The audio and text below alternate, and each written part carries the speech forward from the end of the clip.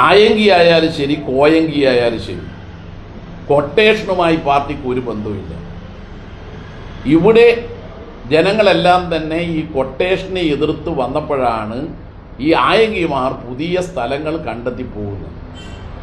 അവിടെയും പാർട്ടിക്ക് ഒറ്റ സ്വരമേ ഉള്ളൂ. സ്വർണ്ണക്കടത്ത്, കൊട്ടേഷൻ, ലഹരി മാഫിയ, ഇതുമായിട്ടൊന്നും പാർട്ടിക്ക് ഒരു തരത്തിലും ബന്ധമില്ല. IP വിനു പാർട്ടിയുടെ നിലപാട് ഉയർത്തിപ്പിടിക്കുകയാണ് ചെയ്തത്. ആ നിലപാട് ശരിയാണ്. യഥാർത്ഥത്തിൽ കൊട്ടേഷൻ ഏർപ്പാടിൽ പോയത് കൊണ്ടല്ലേ ആ രാമനാട്ടുകരയിൽ 5 ആളെ ജീവൻ കളഞ്ഞത്.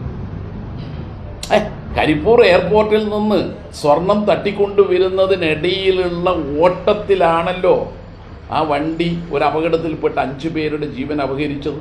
ഇത് ആയങ്കിമാർക്ക് തിരിച്ചറിയാൻ കഴിഞ്ഞിട്ടില്ല ഇതുവരെ. അതുകൊണ്ട് ആയങ്കിയായാലും ശരി, കോയങ്കിയായാലും ശരി, കൊട്ടേഷനുമായി പാർട്ടിക്ക് ഒരു ബന്ധവുമില്ല. കൊട്ടേഷൻകാരുടെ പേരിൽ നിയമ നടപടികൾ സ്വീകരിക്കണം. അപ്പോൾ ഇവിടെ അതിന് സ്വാധീനം കിട്ടുന്നില്ല എന്ന് കണ്ടപ്പോൾ പുതിയ മേച്ചിൽ പുറങ്ങൾ തേടാൻ നോക്കുകയാണ്. എവിടെ പോയാലും ശരി കൊട്ടേഷനാണ്.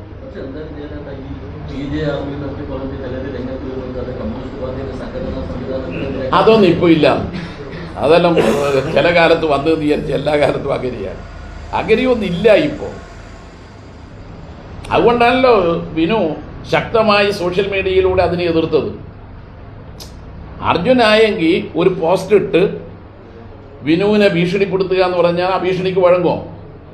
ഇനി അർജുൻ ആയെങ്കിൽ എന്നെ കൊല്ലുമെന്ന് പറഞ്ഞാൽ ഞാനതിന് കീഴടങ്ങുമോ? ജീവൻ പോട്ടേന്ന് വെക്കും. ഇവൻ്റെയൊക്കെ ഭീഷണിക്ക് മുമ്പ് വഴങ്ങാൻ പറ്റുമോ? അത് പറ്റില്ല.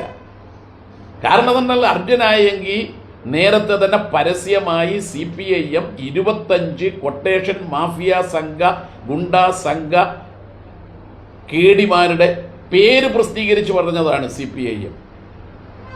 അത് പേര് പറയുമ്പോൾ MP ജയരാജൻ എന്ന് പറയുന്ന വ്യക്തി നിസ്സാരന്മാരാണ്. പക്ഷെ പാർട്ടിയാണ് ആ പേര് പറയുന്നത്. പാർട്ടിയെ വെല്ലുവിളിക്കാൻ ഒരു കൊട്ടേഷൻ സംഘത്തെ അനുവദിക്കൂല. അതുകൊണ്ട് പുതിയ മേച്ചപ്പുറം തേടിയിട്ട് ആയെങ്കിൽ പോയിട്ടുണ്ടെങ്കിൽ ആയെങ്കിൽ ഓർത്തോളണം, വേറിയൊന്നും വേണ്ടാന്ന്.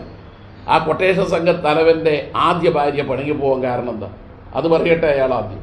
അതുകൊണ്ട് ഈ സോഷ്യൽ മീഡിയയിലൊക്കെ വന്നിട്ട് IP വിനോനെ പോലെ ഉറച്ച ഒരു കമ്മ്യൂണിസ്റ്റുകാരനെതിരായി ഇവരൊക്കെ എന്തെങ്കിലും പറയാമെന്ന് വിചാരിച്ചാൽ അതിനൊന്നും വഴങ്ങാൻ പാർട്ടിയില്ല. ഓക്കെ,